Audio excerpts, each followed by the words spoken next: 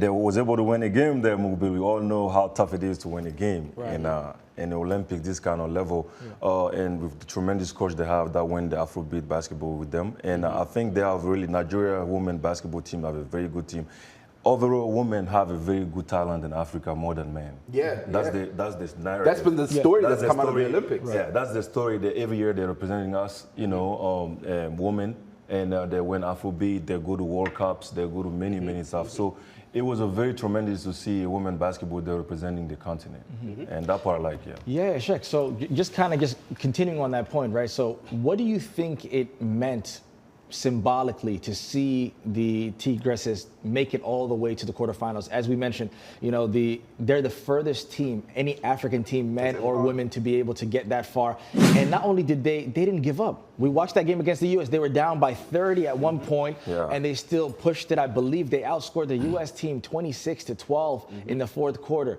You know, what does it mean for basketball on the continent? And do we see initiatives like we've seen the BAL for hers and such things on the continent move forward? Will this, you know, excite people to want to invest more in women basketball in Africa, do you think? Absolutely. From what I saw in this Muqbil, the game of basketball evolving, not only Africa, everywhere.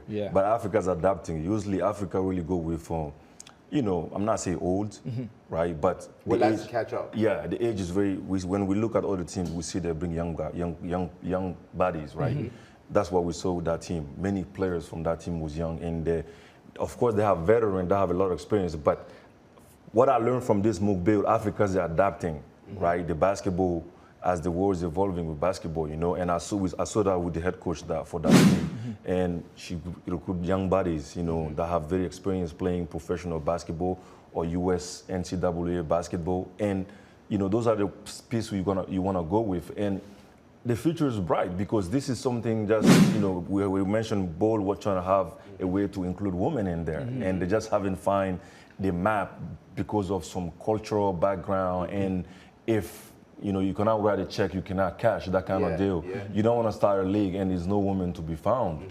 That's the only reason why they're not having a team right now. They're building it, and with the help of Ball for her, they have piled up with so many Africans that play in an NBA, women NBA, and bring them together to figure out a plan how they can start this, because once it started, there's no turning back.